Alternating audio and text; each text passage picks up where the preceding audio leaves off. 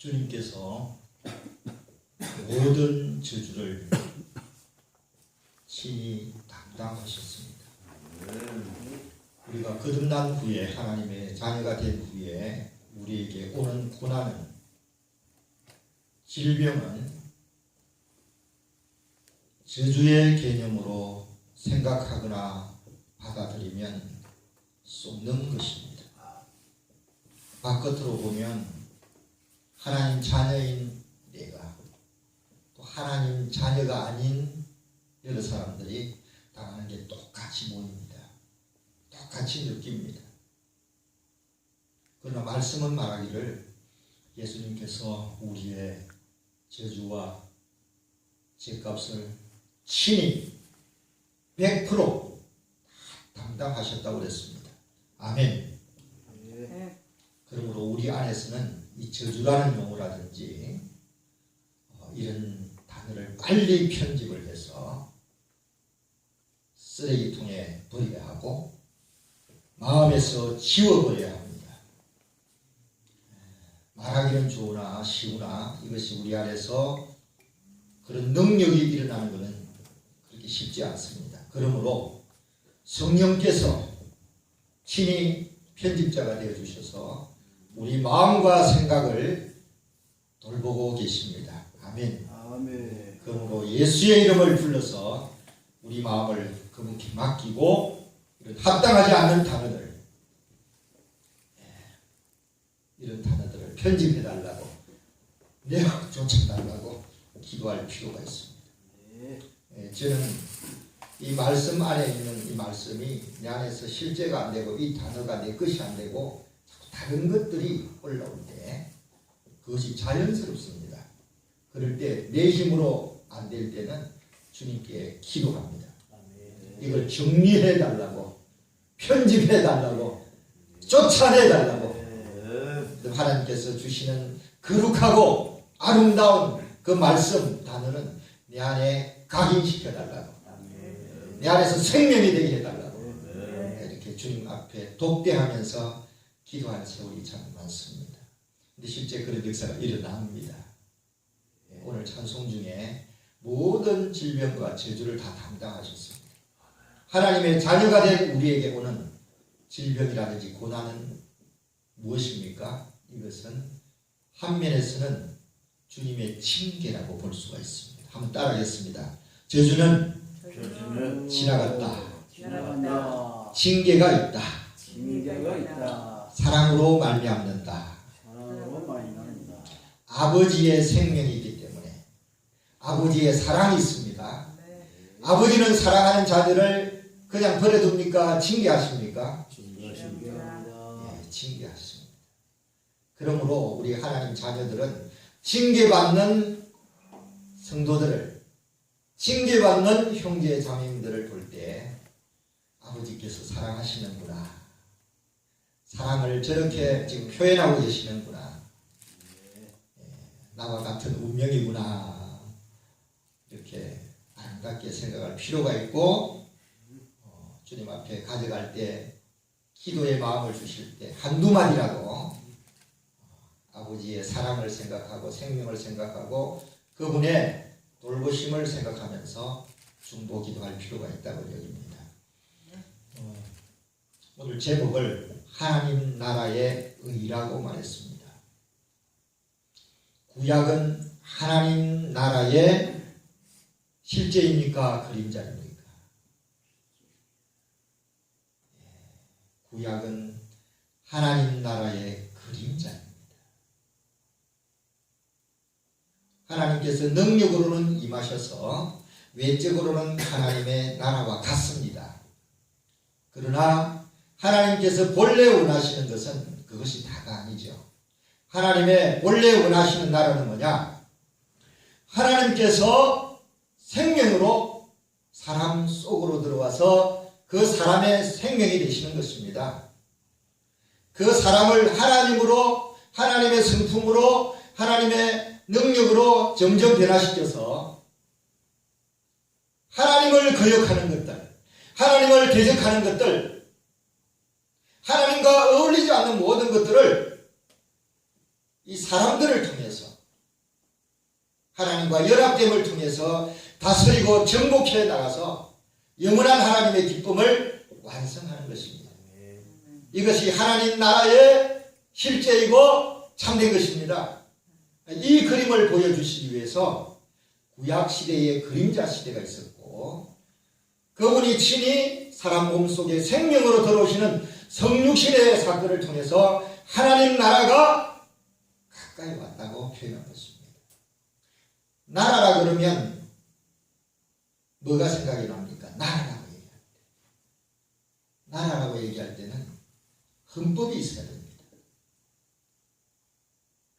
주관하는 행정이 있어야 됩니다. 사법도 존재합니다.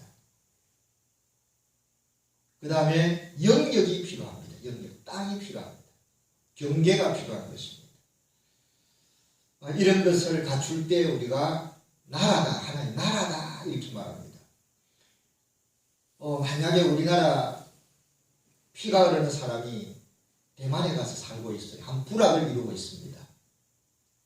코리안 마을이다 이름을 붙였습니다. 근데 거기를 나라라 그러나요? 그러지 않나요? 한 부락을 이루고 있습니다. 5만 명이 부락을 이루고 있어요. 그래도 대한민국이라는 나라의 칭호를 붙이지 않습니다. 이 나라라는 것은 독특한 기능에 앞서서 독특한 구조를 갖춰야 됩니다.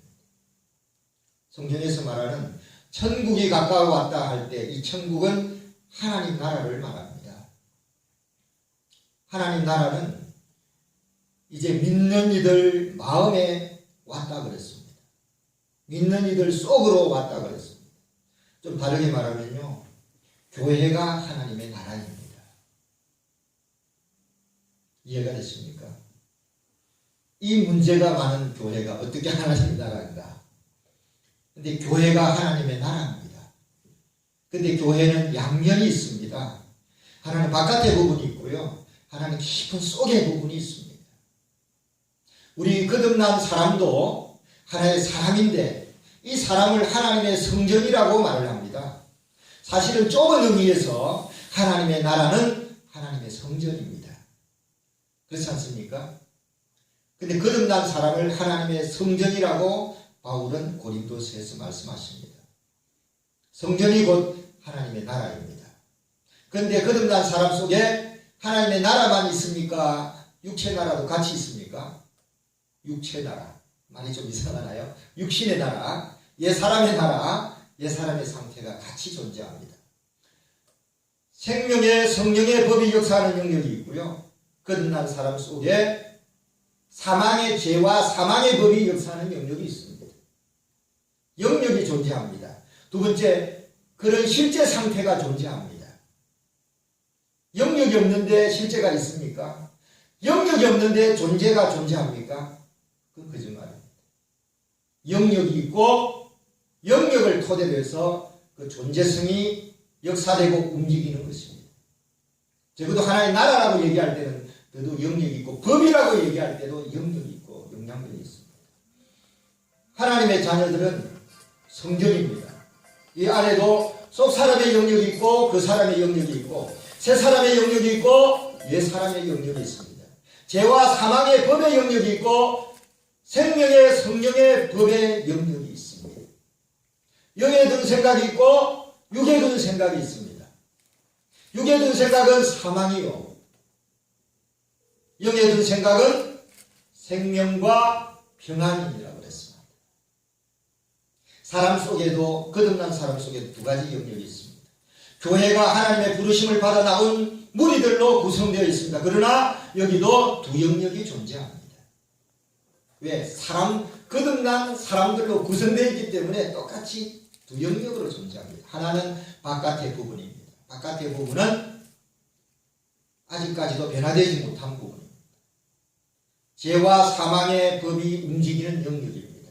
천년적인 사람의 영역입니다. 그 사람의 영역입니다. 벗어버려야 될 영역입니다. 버려야 될 영역입니다. 심지어 예수의 십자가 안에 가져가야 될 영역입니다. 날마다 자기의 혼 생명, 목숨을 부인하고 하는, 부인해야 될 영역이 있습니다. 그 실제 상태가 있습니다. 그럼에도 불구하고 우리 사람 속에는 예수님을 통해서 하나님의 생명이 들어와 있습니다. 이 생명은 무엇을 합니까? 나라를 이룹니다. 보석의 나라라고 말하지 않습니다. 식물의 나라, 동물의 나라, 참새의 나라, 독수리의 나라, 왕국, 나라와 왕국이라고 그러죠. 생명체가 있는 것에 나라다 왕국이라는 것을 붙이는데, 나라라고 얘기할 때는 반드시 그 안에 중심되는 생명이 존재합니다. 한번 따라 하시겠습니다. 생명이 미치는 곳이 생명이 미치는 곳이 그 생명의 왕국이다. 그 생명의 왕국이다. 할렐루야. 아멘. 왜 우리가 하나님의 왕국이고 왜 우리 교회가 하나님의 나라인가? 예수 안에서 온 하나님의 생명이 우리 안에 존재하기 때문에 교회의 생명은 예수의 생명입니다. 아멘 되십니까? 아멘. 거듭난 사람의 생명은 자기 자신이 아니고 내 안에 들어온 예수의 생명이 나의 생명입니다. 아멘이십니까? 아멘. 이것을 떠나면 빗나가버리는 것입니다. 빗나간다는 말이 무슨 말입니까? 죄라는 말입니다. 이해하기 어렵죠. 예수의 생명이 우리 안에 들어와서 내 생명이 됐다. 이 생명의 관리와 통치와 누림 안에 사는 것이 하나님의 나라고, 그 안에 있는 참된 인격, 참된 성품 살아낼 때 그것이 하나님 나라의 의다. 하나님의 생명을 통해서 나타난 의다. 교회 안에 있는 하나님의 나라의 의고, 그리스도 믿는 거듭난 사람 속에 있는 나타나는 하나님의 나라의 의다. 이 의가 필요합니다. 이 의 때문에 우리의 의는 바리새인들과 서기관들과 같은 의가 아니라는 점입니다. 우리의 의를 얘기할 때, 하나님 자녀들의 세계의 의를 얘기할 때는 세상 사람들의 의와 비교하지 않았습니다. 그럼 어떤 이들의 의와 비교를 해서 구별을 시키는가? 종교인들의 의와 구별했어요. 한번 따라하겠습니다. 기독교의 의, 기독교의 의, 종교의 의, 종교의 의, 예수 안에 있는 의. 예수 안에 있는 의. 아멘. 아멘. 이 용어를 기억하면 좋을 것 같아요. 우리는 기독교라 그러면 우리 바깥의 기독교는 종교를 이루고 있어요. 근데 참된 기독교는 내재적으로 아주 강력한 뭔가가 있습니다. 참된 기독교 안에 있는 의는 속에 있는 예수의 생명이 우리의 성품과 우리의 인격과 우리의 습관과 우리의 행동을 통해서 나타나는 것입니다. 이것이 하나님이 원하시는 의고, 아버지가 온전하신 것 같이 하나님 자녀들인 너희들도 온전하시오. 바울의 의입니다. 교회 안에 이 의가 중심이 되고 추구가 되고, 이런 의가 존귀함을 받고 함께 지향하고 교제하고 나눌 때 정결되어야 될 것입니다. 아멘. 예수가 역사를 하실 것입니다. 아멘. 사실은 교회는 예수님의 생명이 역사하는 물입니다. 음부의 권세가 이기지 못하는 부분이 바로 이 의 때문에 그래요. 의가 우리 가운데서 역사되지 않고, 의가 우리 가운데서 성품으로 나타나지 않고, 의가 우리 가운데 어떤 사역을 할 때 원칙과 실행면에서 나타나지 않을 때, 영향력을 미치지 않을 때, 어떻게 그것을 하나님의 나라라고 볼 수가 있고 하나님의 나라를 추구한다라고 말할 수가 있을까요? 저는 이런 것을 주님께 배우면서 훈련하고 있습니다. 적어도 하나님의 나라, 하나님의 의, 또 생활, 성품, 실행, 이런 것을 주의하고 사신다면 당신은 영적인 단계를 진입하고 있다. 육체에 속한 그리스도인도 지나서 혼적인 생활, 무엇이 옳으냐 무엇이 그러냐, 무엇이 성경적이냐 비성경적이냐, 이런 것을 논하는 교리적 단계를 혼적인 단계의 그리스도인이라고 말할 수 있습니다. 그러나 여기서도 사탄이 위장할 수 있고 역사할 수가 있죠. 교만이 들어오기 때문에 그렇습니다. 그러나 영적으로 한 단계 더 전진하면 이것이 예수로부터 나에게 주어졌는가? 예수가 빠져있는가? 이걸 추구하고 논하고 돌이키고 기도하고 앙망하고 그런 것을 찾아다니고 그런 것을 감상하고 그런 것을 볼 때 내 안에서 힘이 있고 나누고 싶고 듣고 싶고 이런 살아있어. 봄 기온과 같은 이런 내적인 예수 이름 안에서 이런 걸 누린다면 영적인 그리스도의 영역 안으로 들어가고 있다고 생각할 수가 있는 것 같아요. 저는 주님 앞에서 그렇게 느꼈습니다. 말씀을 보면은 마태복음 5장, 6장, 7장을 우리 산상수훈이라고 얘기하는데요. 이 산상수훈은 천국의 헌법이다. 하나님의 자녀들, 거듭난 사람들이 하나님의 통치를 받는 하나님의 나라 안에 있는 헌법인데 이 땅의 교회 안에 결국 선포하신 하나님의 법이다. 표준이다. 이렇게 말을 합니다. 여기 보면 자세히 보면요. 사람의 힘으로는 진짜 행할 수 없는 게 너무 많아요. 그리고 바리새인의와 비교를 해놨습니다. 바리새인들은 교회 안에 들어온 하나님의 자녀들 세계, 무리 속에 들어온 사탄의 지도층, 또 사탄의 지도적인 체계를 말합니다. 체계. 하나의 능력과 기능만 말하는 게 아니고요. 하나의 조직을 말합니다. 그 조직이 성경을 열심히 추구했고 그 구약에서 내려온 율법과 모든 규례를 철저히 행했습니다. 그것 때문에 얼마나 그분들이 대접을 받고 명예를 가지게 되고 인정을 받고 자부심을 가지고 살았는지 모릅니다. 세계적으로 탑의 삶을 살았습니다. 그런데 그들은 그분이 오셨을 때 어떻게 했어요? 영접했습니까? 죽였습니까? 이것이 문제입니다.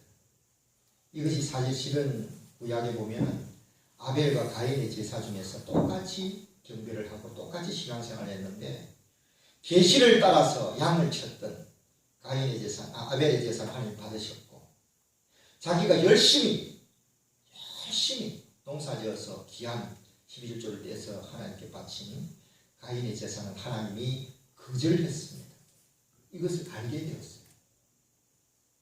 그러면 어떻게 됩니까? 진짜 하나님의 아름다움 속에서 했다면 겸손하게 회개하면 됩니다. 뭐가 부족해서 그럴까? 뭐가 하나님 마음에 안 들어서 그럴까? 어디에서 빗나갔을까? 아벨은 왜 하나님께서 받으셨을까? 또 살펴보기도 하고 이렇게 겸손한 마음으로 회개하고 추구하면 되는데 그게 아닙니다. 안에서 시기와 질투가 올라서 살인하는 마음이 올라옵니다. 여기 인간적인 관계 속에서 제일 먼저 주신 말씀이 마태복음 5장에 살인하지 말라. 21절에 너희 의가 20절에 서기관과 바리새인보다 더 낫지 못하면 결국 천국에 들어가지 못하리라. 21절에 옛 사람에게 말하는 바 살인하지 말라. 누구든지 살인하면 심판을 받게 되리라 하였으나 살인의 문제가 나옵니다. 죄는 목적이 죽이는 것입니다. 주님을 우리 가운데서 죽이든지 형제를 죽이든지 내 안에서부터 죽여버립니다. 안에서부터 인격적으로 죽여버립니다. 죄의 목적이 첫 구절에 나옵니다. 사실은 우리가 사람을 시기하고 미워하는 마음을 이길 방법이 없습니다. 저는 고백할 수가 있어요. 진짜 우리 20대 때부터 기도 많이 하고 노력 많이 해봤거든요. 어떤 데 되는 것 같은데 어떤 데는 안 되고 어떤 데 되는 것 같은데 어떤 데 안 되고 너무 힘들어요. 그래서 저는 포기해버렸어요. 주님, 저는 시기하는 것도 이길 수 없고 살인하는 것도 이길 수 없습니다. 난 내가 싫습니다. 나는 내 자신이 싫습니다. 이제 이 노력하는 것도 힘들어요. 노력의 문제로 해결될 것 같으면 내가 좀 발전이 있어야 되는데 저는 그렇지 않은 것 같습니다.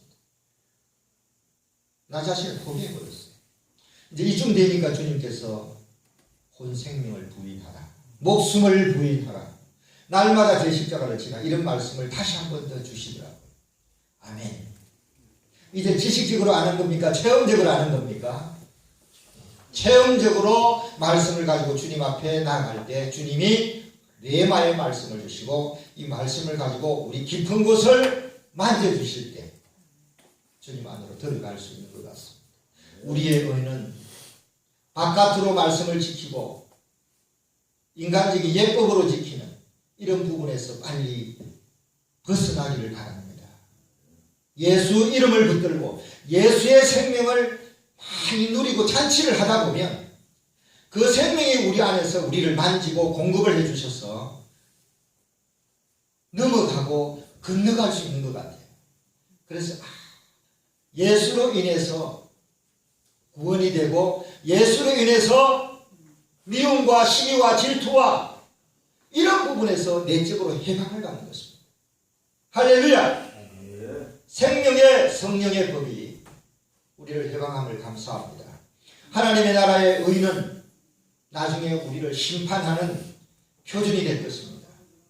우리는 하루하루 살면서 이런 심판에 대해서 생각하면서 정말 그분의 역사하심을 앙망하고 우리 자신을 단순히 내려놓기를 원합니다. 우리는 내려놓고 그분의 이름을 부르고 그분께 간구할 때 주님이 우리 안에서 생명으로 역사하신다면 우리가 그 영역 안으로 들어갈 수 있습니다. 주님께 감사를 드립니다. 기도하겠습니다.